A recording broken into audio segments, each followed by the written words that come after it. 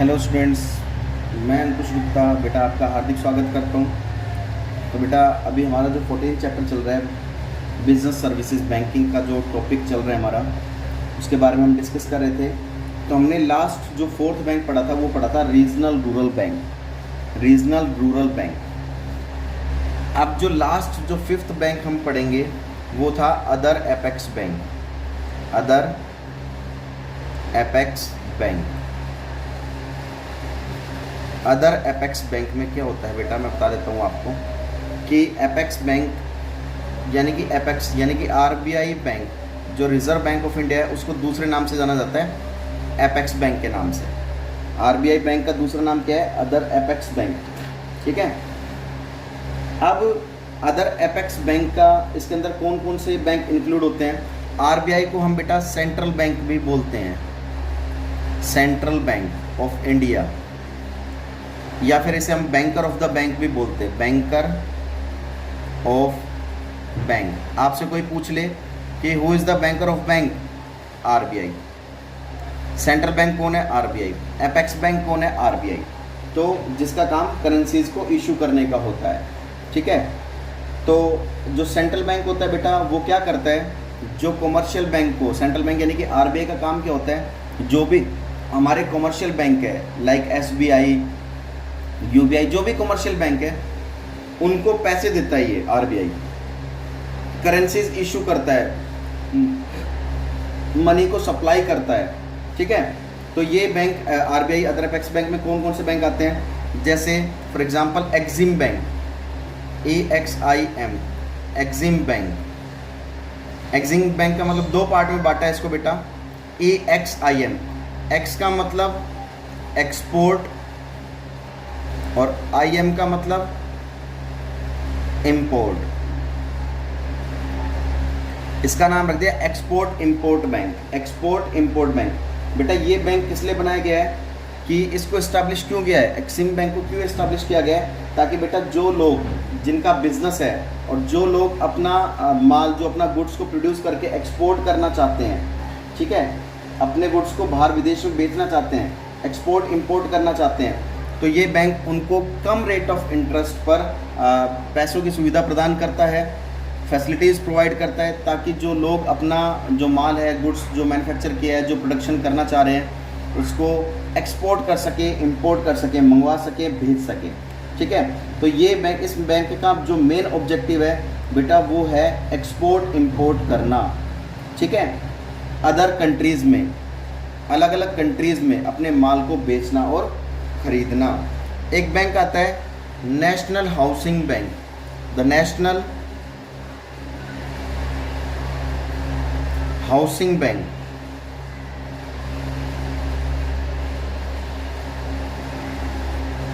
National housing bank, इस bank का काम क्या होता है?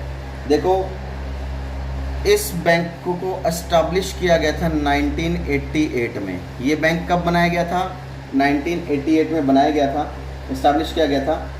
और इस बैंक का मेन ऑब्जेक्ट क्या था कि हाउस लोन प्रोवाइड करना, हाउस लोन प्रोवाइड करना टू पब्लिक। जिन पब्लिक के पास बेटा खुद का घर का मकान नहीं है, लैंड नहीं है, ज़मीन नहीं है, प्लॉट नहीं है, घर नहीं है, तो ये बैंक इसलिए बनाया गया था ताकि जिन लोगों के पास घर नहीं है, अपना खुद का मकान नहीं है, ज़मीन नहीं है, प्लॉट नहीं है, तो ये बैंक उनको कम रेट ऑफ इंटरेस्ट पर उनको लोन प्रोवाइड करते हैं, हाउस लोन प्रोवाइड करते हैं। किसको? पब्लिक को। ये बात समझ में आ गया बेटा? तो ये नेशनल हाउसिंग बैंक 1988 में इस्टेब्लिश किया गया था। इसको अच्छे से पढ़ना है, याद रखनी है चीज़ें। एक और बैंक आता है द इंडस्ट्रियल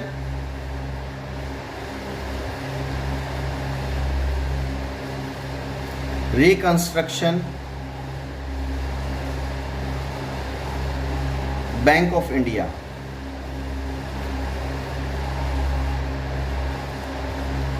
एक इस तरह का भी बैंक है, industrial reconstruction bank. Industrial reconstruction bank, इसका काम पता है क्या होता है बेटा? इस द इंडस्ट्रियल रिकंस्ट्रक्शन बैंक का जो मेन ऑब्जेक्ट होता है वो क्या होता है, इंडस्ट्रीज़ को रिकंस्ट्रक्ट करना। देखो जो इंडस्ट्रीज़ है जो मतलब काफ़ी डेवलप नहीं है, उसको डेवलप करना है इंडस्ट्रीज़ को, उसकी कंस्ट्रक्शन पर खर्चा करना है, उसको नए तरीके से बनाना है। तो ये बैंक उन लोगों को कम रेट ऑफ इंटरेस्ट पर क्या करता है, इंडस्ट्रीज़ को डेवलप करने के लिए, उसको रिकंस्ट्रक्ट करने के लिए उन लोगों को लोन प्रोवाइड करता है। ये industrial reconstruction bank of India का मेन ऑब्जेक्ट क्या होता है बेटा, इनका मेन ऑब्जेक्ट यही होता है, ये उन लोगों के लिए बनाया गया है जिन लोगों के पास पैसा नहीं है और वो अपनी इंडस्ट्रीज़ को डेवलप करना चाहते हैं। अब इंडस्ट्रीज़ को डेवलप करने का बेटा कोई आसान काम तो है नहीं, इंडस्ट्रीज़ को डेवलप करने के लिए पैसा भी चाहिए। और एक जो बिजनेसमैन है, मान लीजिए उसके पास पैसा नहीं है, अब पैसा नहीं है तो बेटा वो कहाँ से अपनी इंडस्ट्रीज़ को डेवलप करेगा। तो इंडस्ट्रीज़ को डेवलप करने के लिए ये बैंक को एस्टैब्लिश किया गया था, बैंक को बनाया गया था ताकि लोगों को ज़्यादा से ज़्यादा amount come rate of interest पर प्रोवाइड किया जा सके। एक और बैंक आता है जिसका नाम है द नेशनल बैंक फॉर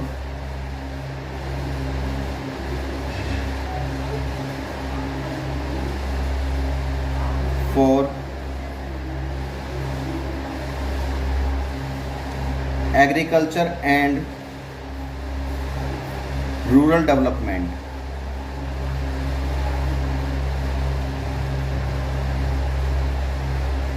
इसको शॉर्ट फॉर्म में हम कह देते हैं नाबार्ड। इसको शॉर्ट फॉर्म में हम क्या बोल देते हैं बेटा, नाबार्ड, जो कि आपने +1 में भी, सॉरी आपने 10th में पढ़ा होगा। ये एक बैंक होता है नाबार्ड, इसकी फुल फॉर्म क्या है, the national bank for agriculture and rural development. देखो नाम से ही पता लग गया, ये बैंक किसके लिए इस्टेब्लिश किया गया है, एग्रीकल्चर के लिए और रूरल डेवलपमेंट। रूरल डेवलपमेंट जो ग्रामीण क्षेत्र है, गांव के इलाके हैं, जो पिछड़े इलाके हैं, उनको लोन प्रोवाइड कराते हैं। ये बेटा दोनों तरह के लोन प्रोवाइड कराते हैं, एक तो शॉर्ट टर्म लोन और एक लॉन्ग टर्म लोन। ये दोनों तरह के लोन्स को प्रोवाइड कराते हैं।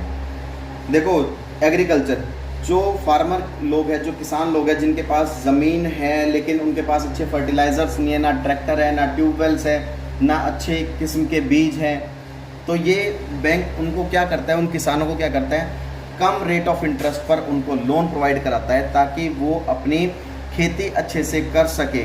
जो गरीब किसान लोग हैं उनके पास पैसा नहीं है और वो एग्रीकल्चर करना चाहते हैं, अपनी ज़मीन है उस पर खेती करना चाहते हैं, तो ये बैंक उनको कम रेट ऑफ इंटरेस्ट पर लोन प्रोवाइड करते हैं। सेम ऐसे ही इस बैंक का दूसरा काम भी क्या है, मेन ऑब्जेक्ट क्या है इसका, रूरल डेवलपमेंट। रूरल डेवलपमेंट मतलब जो गांव के इलाके, जो पिछड़े इलाके हैं, ये बैंक उनको क्या करता है कि जिस पिछड़े इलाके मतलब जिस गांव में भाई बिजली नहीं है, बिजली की सुविधा नहीं है, सड़क की सुविधा नहीं है, पानी की सुविधा नहीं है, लाइट की सुविधा नहीं है, ठीक है, तो ये बैंक क्या करता है, वहाँ के एरिया को डेवलप करने के लिए उनको लोन प्रोवाइड करता है कम रेट ऑफ इंटरेस्ट पर, जिसमें 50% तो बेटा किसका हिस्सा होता है, गवर्नमेंट, सेंट्रल गवर्नमेंट का हिस्सा होता है, 15% स्टेट गवर्नमेंट का हिस्सा होता है और 35%, मैंने लास्ट वीडियो में बताया था, 35% कमर्शियल बैंक का हिस्सा होता है। कमर्शियल बैंक जो प्राइवेट बैंक होते हैं हमारे, उनका हिस्सा इनमें होता है। तो ये बैंक क्या करते हैं, एग्रीकल्चर और रूरल डेवलपमेंट, पिछड़े इलाके को डेवलप करने के लिए बैंक लोन प्रोवाइड करता है। तो बेटा इतना आपको अच्छे से पढ़ना है और समझना भी है और लिखना भी है।